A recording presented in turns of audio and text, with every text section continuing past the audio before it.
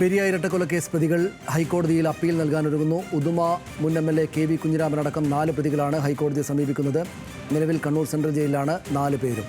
കൂടുതൽ വിവരങ്ങളുമായി legal correspondent Shabna Siyad ചേരുന്നു. ഷബ്ന, ആരൊക്കെയാണ് ഹൈക്കോടതിയെ സമീപിക്കാൻ ഒരുങ്ങുന്നത്?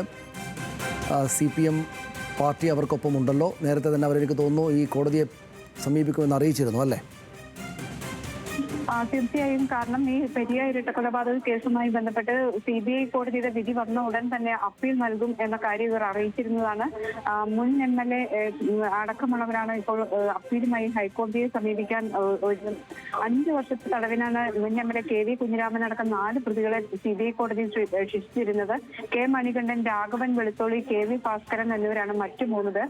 ഈ 5 വർഷം തടവിന് ശിക്ഷിച്ചതോടുകൂടി ഇവരുടെ ജാമ്യം റദ്ദാക്കിയിരുന്നു. ആദ്യഘട്ടത്തിൽ ഇവർക്ക് ജാമ്യം കോടതി അനുവദിച്ചു. ഇവർ ജാമ്യത്തിലായിരുന്നു. ഇതിനിടെയാണ് ശിക്ഷാവിധി വന്നത്.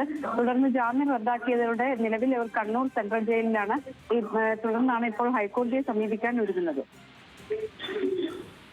ശരി, നന്ദി ഷബ്ന വിവരങ്ങൾക്ക്. പ്രത്യേക CBI കോടതി വിധിക്കെതിരെ 4 പ്രതികളാണ് ഹൈക്കോടതിയെ സമീപിക്കാൻ ഒരുങ്ങുന്നത്.